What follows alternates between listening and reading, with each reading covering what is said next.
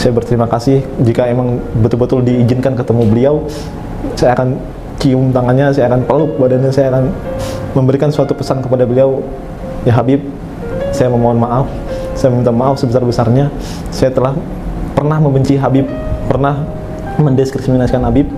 Bukan tempur, siap untuk menyerbu, menyapu, menghapus, musnahkan semua musuh. Angkat senjatamu, hai teman-temanku. Tumpah darahku hanya untuk bangsaku.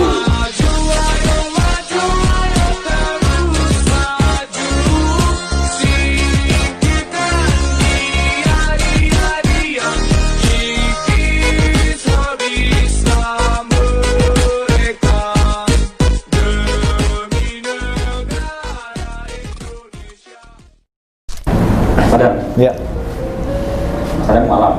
alhamdulillah. Sebelum masuk Islam, Mas Sadam benci sama KRS emang? Benci yang sangat luar biasa. Ini naudzubillah, walaupun sekarang saya bilang naudzubillah.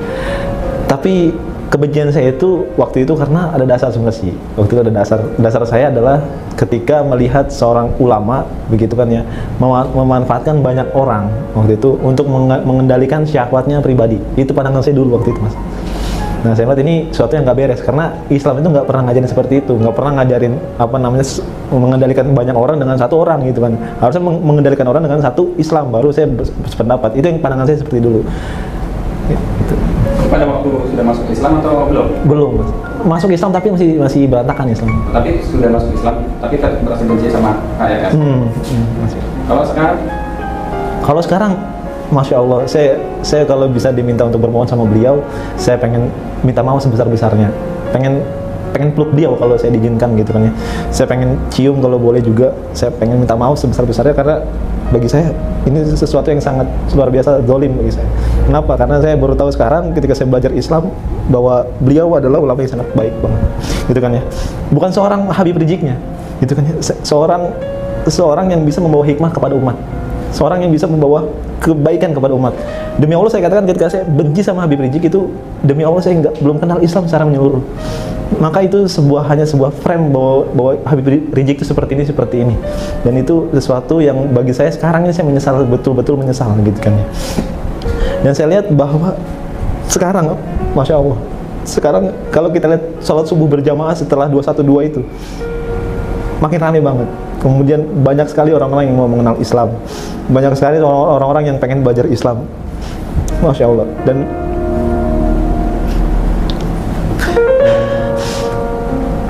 Dan banyak sekali orang yang berjuang untuk berkontribusi dalam Islam. Dan ini menurut saya sesuatu yang luar biasa, sesuatu yang di luar dugaan, sesuatu yang bahkan Masya Allah dahsyat luar biasa. Dan sekali lagi saya mau memohon maaf kepada Habib Rizik Syihab. Kalaupun disempatkan untuk bertemu, saya ingin memeluk beliau, saya ingin minta maaf. Saya sekarang sadar bahwa beliau adalah membawa perubahan untuk umat, insya Allah untuk kedepannya. Saya mencintai beliau karena Allah Subhanahu Wa Taala. hal apa sih yang membuat antum itu merasa menyesal banget gitu ya, membenci Habib Rizik? Maksudnya menghinakan, memfitnahkan, atau mengolok-olok beliau kan? Sehingga antum itu sangat menyesal.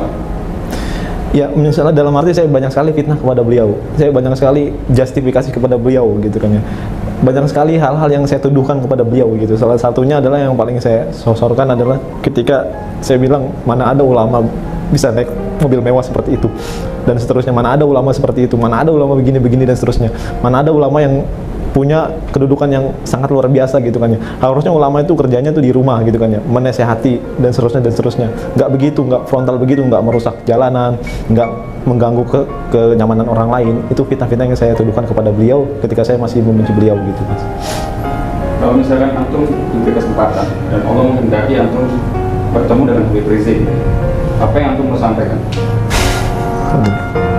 Saya pertama bersyukur sama Allah, dan saya akan masih bersalawat kepada Rasulullah SAW. Saya berterima kasih jika emang betul-betul diizinkan ketemu beliau.